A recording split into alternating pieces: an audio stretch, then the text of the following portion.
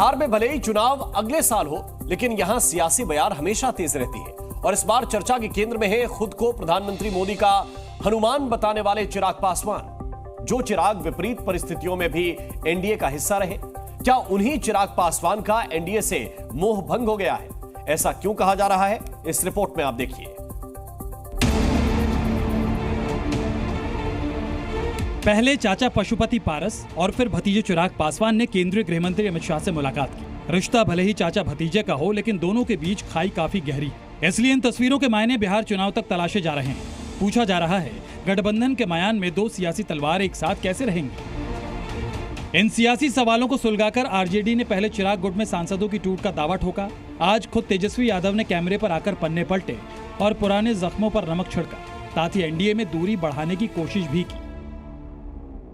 रामविलास जी की लोक जनशक्ति पार्टी जो बंगला छाप था, उसको तोड़ने का काम किया। क्या विपक्ष के लोगों ने इनकी पार्टी को दो टुकड़ों में किया? क्या विपक्ष के लोगों ने इनके बंगले को छीना? चाहे चुनाव सिंबल हो या जहां रामविलास पासवान जी स्वर्गीय रहते थे, क्या उस बंगले को भी छीना? क्या विपक्ष के लोगों ने रामविलास पासवान जी की मूर्ति को रोड पर गिरवाने का काम करवाया? क्या विपक्ष के लोगों ने जो चिराग पासवान के एक एमएलए थे, उनको जदयू में शामिल करवाया?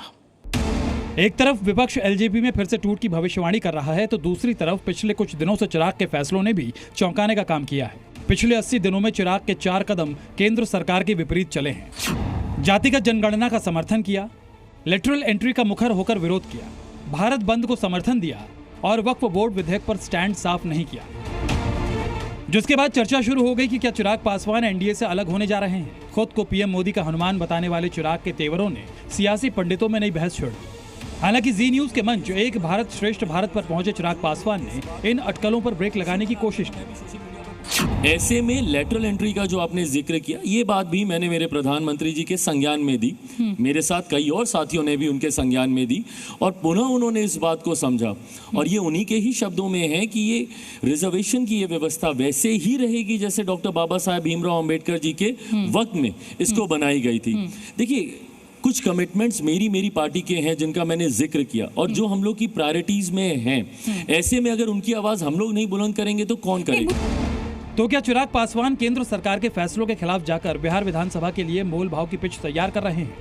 क्योंकि इस बार गठबंधन में सीटों के दावेदार ज्यादा हैं। केंद्र सरकार के फैसलों के खिलाफ जाकर भी चिराग की पार्टी आरजेडी को घेरने से नहीं चूक रही।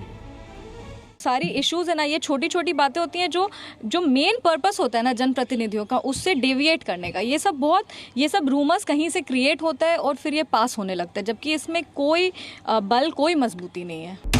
बिहार में भले ही चुनाव अगले साल हो, लेकिन सियासी सुगबुगाहट तेज हो चुकी है। पिछले साल से बिहार की सत्ता में जिस तरह गठबंधन टूटे बिखरे, उससे किसी भी तरह की अटकलों को खारिज नहीं किया जा सकता। ब्यूरो रिपोर्ट, जी मीडिया।